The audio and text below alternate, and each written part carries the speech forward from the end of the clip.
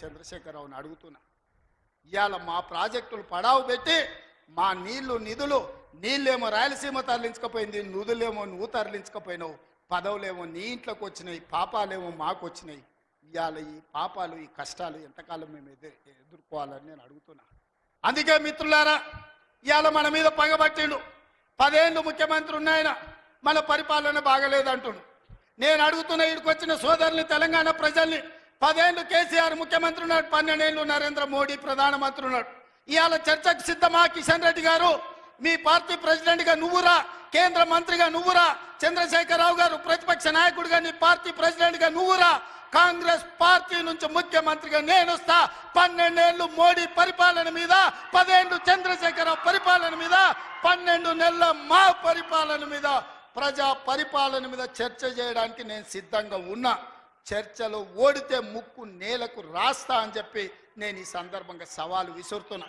ఇవాళ నేను అడుగుతున్నా, మాకు అవకాశం వచ్చింది, మా జిల్లాకు అవకాశం వచ్చింది, మేము ఎవరినో అడుక్కోవడం, ఎవరి ముందల్లో చేయి దాచడం కాదు.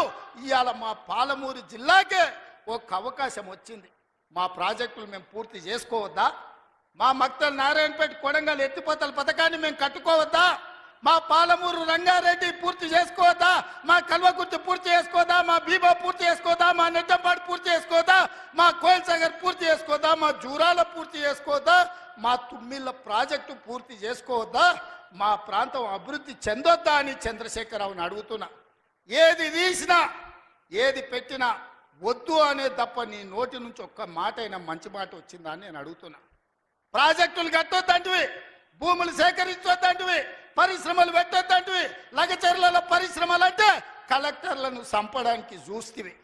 మాకు పరిశ్రమలు వద్దా? మా జిల్లాకు ప్రాజెక్టులు వద్దా? మా జిల్లాలో నీళ్లు పారొద్దా? మా పంటలు పండొద్దా? మా రైతులు బాగుపడొద్దా? మేము మంచి బట్టలు కట్టుకోవద్దా? మేము బుక్కెడు బువ్వ తినొద్దా? మేము సమాజంలో గౌరవంగా బతకొద్దా? చంద్రశేఖరరావు, నువ్వు సమాధానం చెప్పని నేను వేదిక మీద నుంచి అడుగుతున్నా. మాకు ఆత్మగౌరవం లేదా? మేము మీలాక దొరలు కాకపోవచ్చు, కానీ మేము రైతు బిడ్డలమే కదా. మేము గౌరవంగా బతకాలని కోరుకోవడం తప్ప, మా ఆడబిడ్డలు వాళ్ళ పిల్లల్ని చదివించుకోవాలనుకోవడం ఏమన్నా నేరమా? ఎందుకు అడ్డుకుంటున్నారు నువ్వు, నీ కొడుకు, నీ అల్లుడు అని నేను అడుగుతున్నా. 12 నెలలు కానీ ప్రభుత్వం అప్పుడే దిగిపోవాలంటున్నాడు. 10 ఏళ్ళలో నువ్వు చెయ్యని పనులు మేము చేసినాం కదా. ఏం బాగలేదు పాలన. ఆయన కొడితే గట్టి కొడతాడంట. ఆయన కొడితే ఎంత గట్టి కొడతాడంట అంటే ఇక అది చెప్పనలవి కాదంట. నేను అడగదలుచుకున్న మా సోదరు, అయ్యా ఆయన గట్టి కొట్టడానికి ఫుల్లా ఆఫా? ఏంది గట్టి కొట్టడానికి? ఏం కొడతాడు ఆయన? కొడితే గిడితే ఓ ఫుల్లు ఓ ఆఫ్ గట్టి కొట్టగలడు, అంత మించి గట్టి కొట్టేది ఏందుంది? 10 ఏళ్ళు నువ్వు గట్టి కొట్టేటోని అయినుంటే, నిజంగానే నువ్వు గట్టి కొట్టాలంటే డ్రగ్స్ పార్టీలు ఫామ్ హౌస్లలో చేస్తున్న నీ కొడుకును వంగబెట్టి గట్టి కొట్టు, వానికి బుద్ధి వస్తుంది. ఢిల్లీలో లిక్కర్ దందాలు చేసి తెలంగాణ గౌరవాన్ని తీసిన నీ బిడ్డను దవడ మీద అంగబెట్టి గట్టి కొట్టు. తెలంగాణ పరువు తీసినందుకు గట్టి కొడితే వస్తుంది.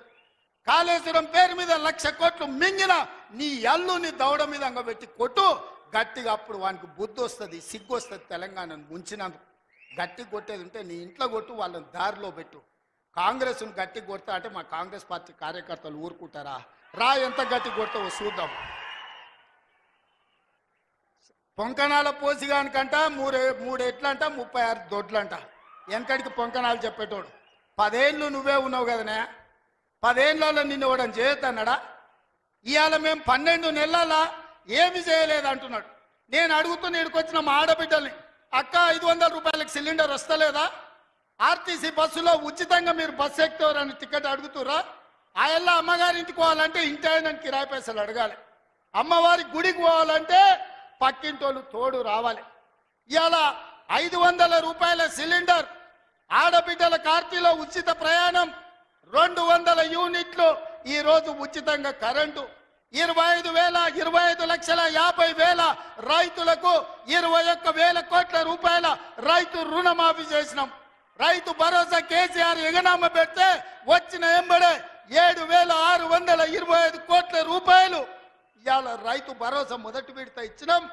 రెండో విడత ఈరోజు రైతు భరోసాల 10,000 కోట్ల రూపాయలు, ఎకరాకు 12,000 సంవత్సరానికి ఇవాళ మనం మొదలు పెట్టినాం. మార్చి 31 లోపల ఈరోజు రైతు భరోసా నిధుల్ని రైతుల ఖాతాలో వేయదలుచుకున్నాం. నిరుద్యోగ యువకులకు 55,000 ఉద్యోగాలు ఇచ్చినాం. ఇవాళ ఆడబిడ్డలకు మహిళా సంఘాలకు పాఠశాలలు